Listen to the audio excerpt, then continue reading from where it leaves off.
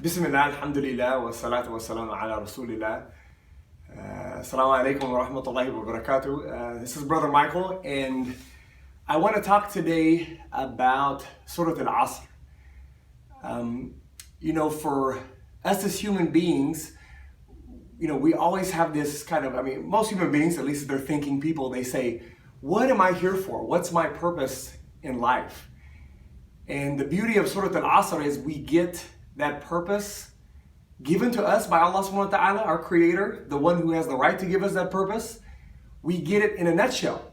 Almost every Muslim knows Surat-Al-Asr. It's something that you learn. Usually, if somebody's a new Muslim, it's like the second surah. They learn Fatiha, Ikhlas, and then Surat-Al-Asr. So, Muslims know this surah. We're familiar with the surah.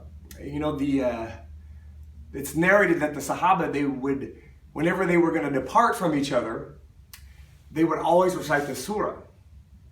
And, we hear these narrations and we say, okay, we know what, but sometimes we don't think about why. And so when we get into the why, like why this surah? Why not Surah Al-Ikhlas? Why not remind them of Tawheed or who Allah is? But why did they pick this surah? And it's because it gives you that purpose in life. They get reminded every time they depart of that purpose in life. Imam Shafi'i, rahimahullah, he said, if human beings would just reflect on this surah, that would be enough for them.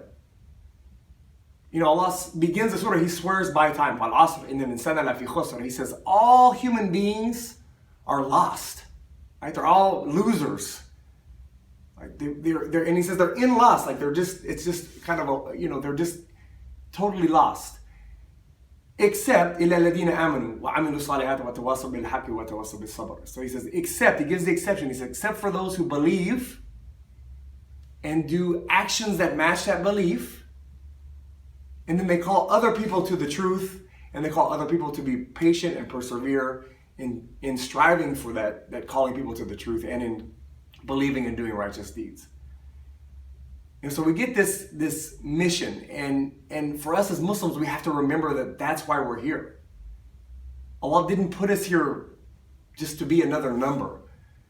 We see a lot with immigrant families, and I don't want to put down immigrants or anything like that, but you see these families come and they're in survival mode, and you can't blame them because they're coming here in this country and they have nothing. They got to start from scratch. And so they're in survival mode. So they're getting a good job. They got to get educated. They got to get that job. They've got to get their family fed and clothed. And so they're at this point. And so the mission actually, they lose track of that mission of Surat-Al-Asr, and their mission becomes survival and getting food and clothing, getting a good job, getting that American dream, right? The house with the white picket fence, the pension. And they lose that mission. And so you'll see these they're Muslims and they have their kids here growing up here, and the parent prays, makes salah, and the kid doesn't know how to make salah. The parent can read Quran and the kid doesn't know how to read Quran. They're not connected to the masjid because they were so busy trying to survive. I do tours at our mosque here in Kansas. And we had a group of high schoolers come to visit our mosque, and I was giving them a tour, and there was a young man on the tour, and we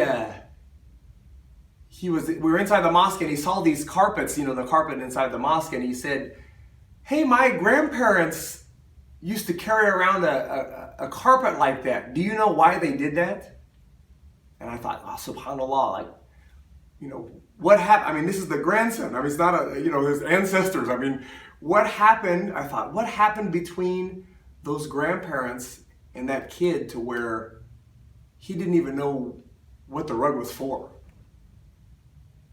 Yeah, that's scary, because that's showing when Muslims lose that mission, we can't pass it on.